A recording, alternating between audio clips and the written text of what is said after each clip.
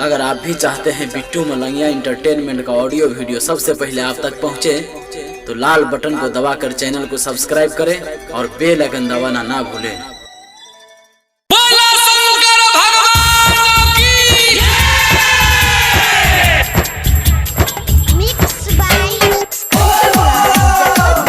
Presented by Bittu Malangia Entertainment.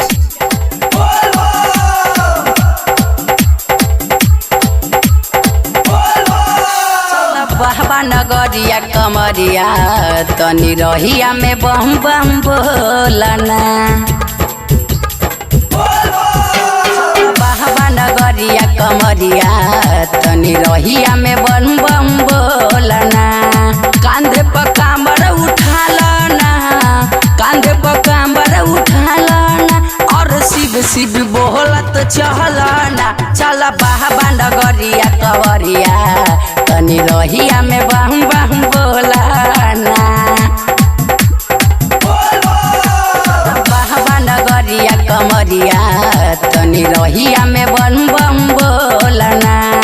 कांधे पर कांबर उठा लना, कांधे पर कांबर उठा लना और शिव शिव बोलत चलना। चल बहबा नगरिया कवरिया तनी रहिया में बम बम बोलना।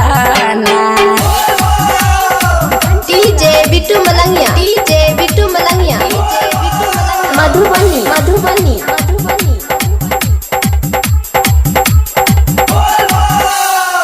जब बाबू भोला के नाम हो बन जाई बिगड़ी काम हो।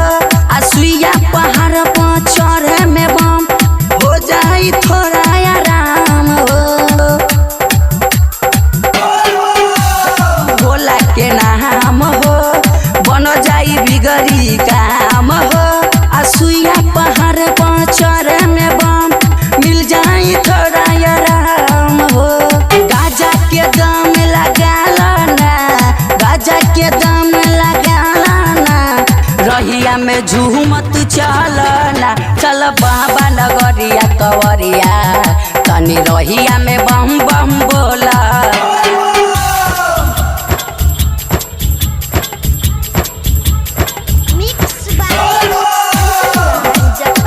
DJ Bittu Malangiya, DJ Bittu Malangiya, Madhubani Madhubani Madhubani. चल जाई दो चिलम हो मिट जाई सारा गम हो। राइटर चंदेश्वर चंदन चमकीला लिखे ले भोला के भजन हो। चल जाई दो चिलम हो मिट जाई पूरा गम हो। राइटर चंदेश्वर चंदन चमकीला लिखे ले भोला के भजन हो। नीतीश भैया सतीश लाल, नीतीश भैया सतीश लाल यादव कांधे पर कांबर उठा लना। चल देवघर नगरिया कवरिया तनी रहिया में बोले बम बोलना। चल बहबा नगरिया कवरिया तनी रहिया में बम बम बोलना। चल बहबा नगरिया कवरिया तनी रहिया में बम बम बोलना। कांधे पर कांबर उठाइलना, कांधे पर कांबर उठाइलना कनी बोल बम बम बम बोलना। चल बहबा नगरिया कवरिया तनी रहिया में